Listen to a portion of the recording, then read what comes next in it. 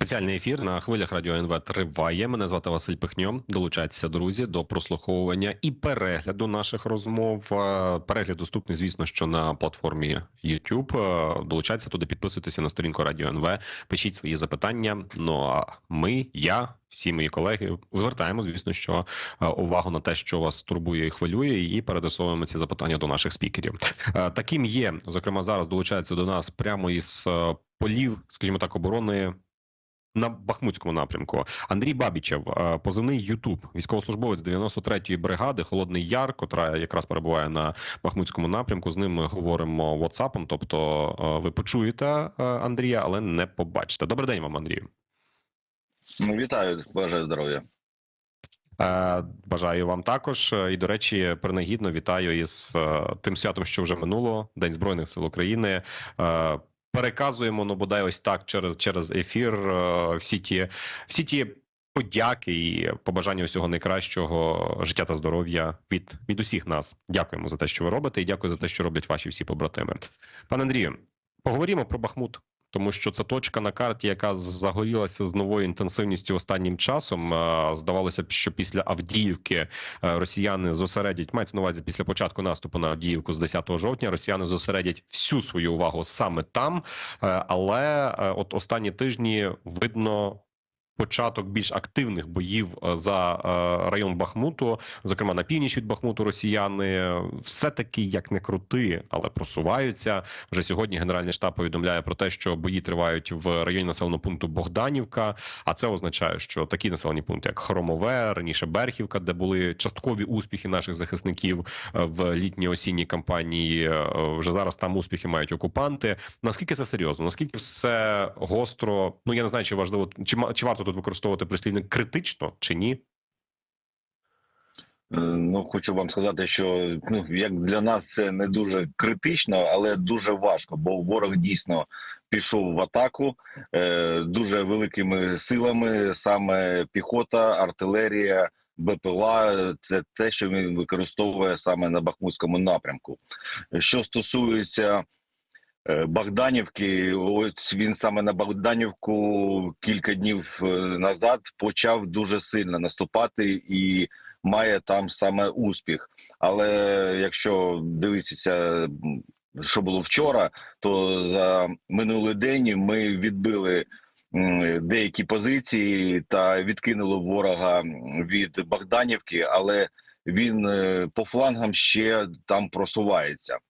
По Хромовому теж, саме Хромово не під контролем ворога, деякі хати, так можна сказати, вони під нашим контролем.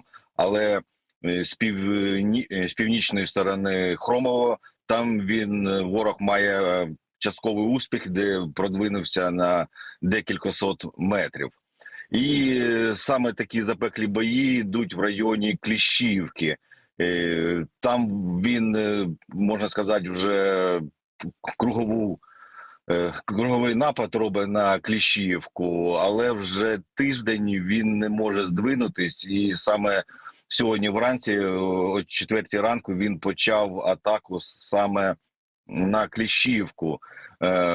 Було десь близько 20-30 солдат російських, і по результату на 8 ранку завдяки нашій артилерії, бо це саме відрізок відповідальності нашої 93-ї бригади, і наша артилерія саме їх розтрощила вщент за 3 години.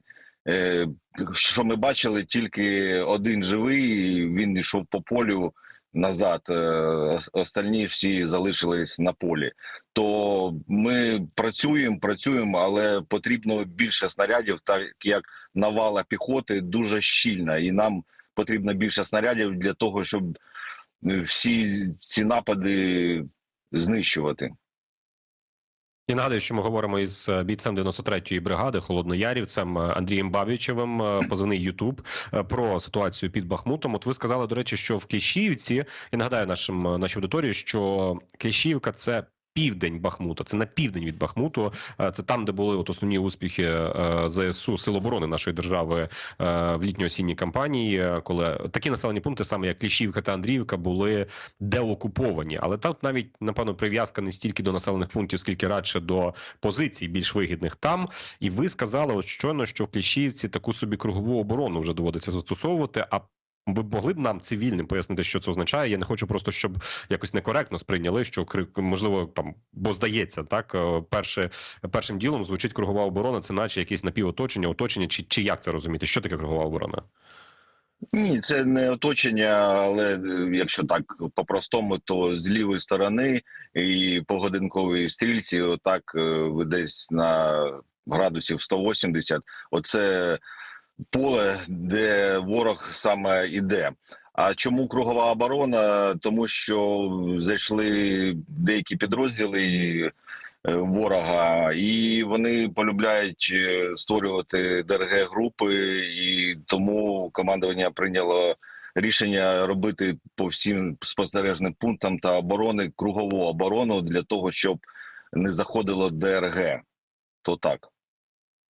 А деякі підрозділи, це ви часом не говорите про те, що зараз я бачу все більше і більше повідомлень про те, що колишні вагнерівці, так звані, зайшли на бахмутський напрямок. Однак зараз говорять, що це не стільки вагнерівці, тому що такої інституції чи ПВК, чи чогось іншого не існує.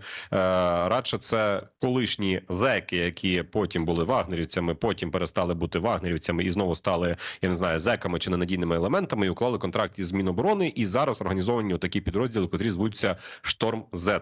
В складі Міністерства оборони Російської Федерації. Так це чи не про них ви раптом говорите? Так, про них у нас є перші полонені, але ми їх називаємо вагнерівці, бо так, вони не 100% підрозділ з тих вагнерівців, які були у Бахмуті. Вони зібрали солянку, але теж зеки, ну і навіть там і цивільні є, вони йдуть до вагнерівців. Невелика кількість ті, що були у бойових діях, але вони є. То саме вони досвідчені, і проти них наша протидія і застосовується. Ну, тобто, я так розумію, що ви, в принципі, підтверджуєте те, що справді ось саме за такою схемою, як я виклав, вони існують. Ось для того, щоб правильно розуміти, хто такі вагнерівці, про яких кажуть, що вони зараз з'явилися під Бахмутом. Да, саме так, як ви сказали, але хочу вам сказати, нам все одно там вагнерівці чи які ще бригади, ми у приціл бачимо ворога, і нам все одно, хто це.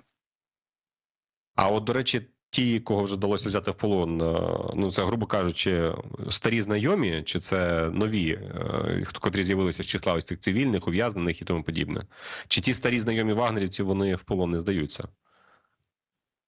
Та всі здаються, всі хочуть жити, і тим паче вони знають, що якщо вони здаються до нас в полон, то вони 100% будуть жити. То там ті, що попали, там був один старенький та кілька новеньких. Отак. Угу. А що вони розповідають? Як це їх організовували? Як їх знову занесли на війну? Вони ж там, пригадуєте цю ж історію, умову звільнення вагнерівців від, тобто ув'язнених вагнерівців від подальшого перебування в СІЗО там чи в колонії, це якраз відвоював, ти очистився кров'ю, звільнився і далі живеш на цивільному житті. Як так сталося, що їх з цивільного життя знову занесло до війська? Ну, чесно кажучи, доступу до допитів в мене немає, не скажу, що вони там розповідали.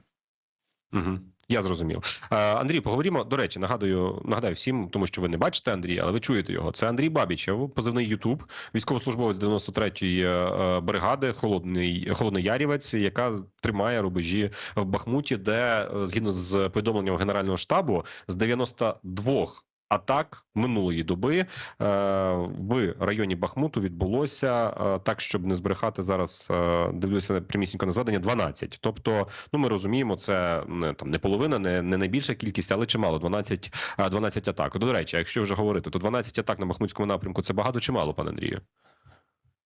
Ви знаєте, може і одна атака бути, і буде дуже багато. Тут все залежить від того, що хоче ворог. Атака може складатися, коли на вас наступає 3-5 чоловік взвод, як сьогодні було 30. І яка щільність підтримки ворожої артилерії. то все по-різному, все по-різному. Угу. Хочу з вами поговорити, можливо, трішечки така більш філософська бесіда про те, що недавно писало видання Washington Post. Зараз так вже розвелося, що дуже багато західних видань оцінюють українську тактику, українську стратегію того, що відбувається на полі бою, або що відбувалося.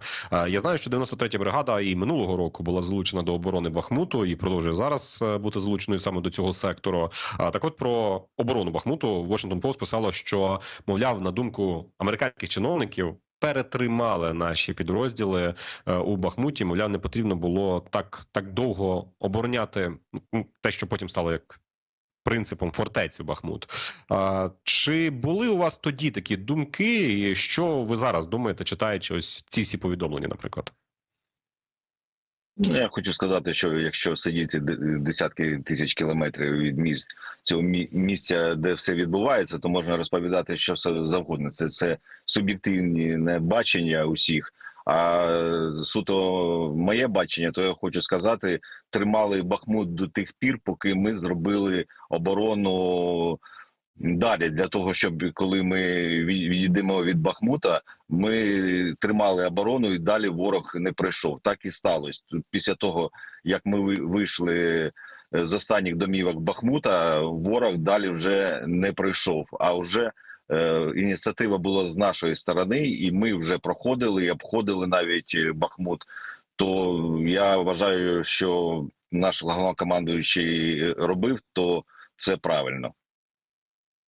Ну, знаєте, тут взагалі так, в принципі, можливо, неправильно вас питати як військовослужбовця про там стратегію, тактику головнокомандувачів, але просто для розуміння. Тут радше, знаєте, от якби на полях, як воно відчувалося в середовищі вас, бійців, що ці всі дії правильно відбуваються чи неправильно? От я про це радше говорив. Тобто я розумію з вашої відповіді, що ви цілком усвідомлювали задачу, що ворога потрібно максимально, як там метою була російської армії, коли вона здійснювала початок наступу в межах так званої СВО, демілітаризувати. От максимальна демілітаризація ворога дозволить їм не просунутися далі, правильно? Так, наше завдання було його максимально довго стримувати, для того, щоб підготувати інші плацдарми для оборони. А от якщо говорити зараз, які зараз задачі? Чи згідні ви з тим, що я от бачу як відповідь на ці аналітичні висновки західних журналістів, зараз українське експертне середовище, аналітики та навіть відставні військові, вони говорять: слухайте, треба, навіть українцям пояснюючи, як реагувати на всі ці публікації, що треба змінювати навіть стратегію розуміння в своїй голові того, що відбувається. Мовляв, зараз, якби це цинічно можливо не звучало, важливі не території, а важлива кількість знищеного ворога. От ви з таким поглядом погоджуєтеся? Ну, в принципі, так. Якщо у нас зараз глуха оборона, то наше завдання – це перш нищити ворога, як нам набагато більше. Коли буде критична точка у ворога, що у нього не буде вистачати снарядів та живої сили, от тоді ми вже з нашої сторони будуть кроки, які ми будемо йти вперед. Зараз наше завдання – знищити. Якщо ми можемо відкатитись назад, запустити ворога, там його знищити і назад взяти цю посадку. І так може декілька разів на день навіть відбуватись. Тобто завдання зараз іде знищення живої сили як мінімум. Ви кажете, дочекатися в періоду, коли ворога не буде боєприпасів. От ви ж з цим ворогом воюєте вже повномасштабно 2 роки, і ваші побратими з 93-ї бригади вже більше ніж 2 роки воюють і знають, що таке росіяни і чим вони дихають. В багатьох може скластися враження, я маю на увазі нашої аудиторії, навіть і ми всіх українців, які розуміємо, в якийсь момент ми недооцінювали росіян. Зараз, можливо, важливо навіть і не переоцінити, але тим не менше. Чи в цього ворога справді вірите в те, що в якийсь момент може закінчитися живий ресурс, закінчитися снаряди, чи в принципі така фазовість війни, що рано чи пізно в якийсь момент воно, ну принаймні, якщо не закінчується, то стає на паузу. От як розуміти цю вашу фразу? Гадайте, тут багато їх, це одне, багато снарядів. Тут задача Ми можемо їх перемолювати, так їх тут і 10 років стояти, а вони будуть поповняти свою живу силу та привозити снаряди. Тут завдання навіть не від нашої бригади, тих бригад, які стоять на нулі. Є завдання у других підрозділів, які повинні знищувати логістичні шляхи постачання цих снарядів. Це як мінімум, це як і Кримський міст треба перебити, і з Ростова, де йдуть піхота, заходить. Тобто саме логістичні шляхи треба хаймерсами чи іншими ракетами перебивати по максимуму. І чим більше вони будуть перебиті, чим легше стане нам тут і ціліші будуть наші хлопці. Я недавно читав висловлювання замкомандира 3-ї штурмової, яка також на Бахмутському напрямку. Так от, майор Жорін, який є замкомандира, він говорив, що російські окупанти продовжують перекидати свої підрозділи саме на Бахмутський напрямок та планують далі наступати, посилювати свої спроби наступу саме там. А чому? Чому саме Бахмут? Тому що це що? Для виконання подальшого завдання завоювання Донецької області, які вони собі ставили? Чи це, в принципі, спроба максимально всіх можливих точках Східного фронту, а він об'єктивно зараз горить усюди? І Куп'янськ, і Лиман, ну, на Сватовому, можливо, трішечки так, не так інтенсивно, але в повсякчас буває по-різному. Бахмут, Авдіївка, Мар'їнка, врешті-решт. І навіть під Вугледаром зараз є чутки, що ворог збирає свої чергові ударні кулаки для того, щоб здійснювати тиск. Тобто це загальна стратегія максимального тиску на всьому Східному фронті? Чи це тому, що чому? Тому що Бахмут для них важливий, тому що з Бахмуту є хороші перспективи для просування. От як ви пояснюєте саме Бахмут? Ну, по-перше, ворог хоче, я не знаю, у нього якийсь дедлайн, може є, і вони до цього часу хочуть захопити як на більше території. Там, де Бахмут, там є висоти. Якщо там Часів Яр і так далі, якщо вони туди дойдуть, візьмуть висоту, то їм набагато простіше буде просувати далі до Краматорська, Константинівки і так далі. То це тактичні такі події, це зрозуміло. А то, що вони почали дуже щільно по усій лінії фронту працювати, це робиться для того, щоб сковувати війська, щоб неможливо було перекидувати підкріплення там на Авдіївку, допустим, перекинути з Бахмута чи навпаки, то ворог тримає нас тут своїми діями. Пане Андрію, я тоді ще уточню з приводу, от ви кажете, що минулого року утримували Бахмут для того, щоб підготувати інші рубежі, плацдарми, підготувати оборону. Ну, ми знаємо, це таке дискусійне питання, воно навіть переходить у політичну площину звинувачень від опозиції до влади. Питання побудови фортифікаційних споруд, зокрема під Бахмутом.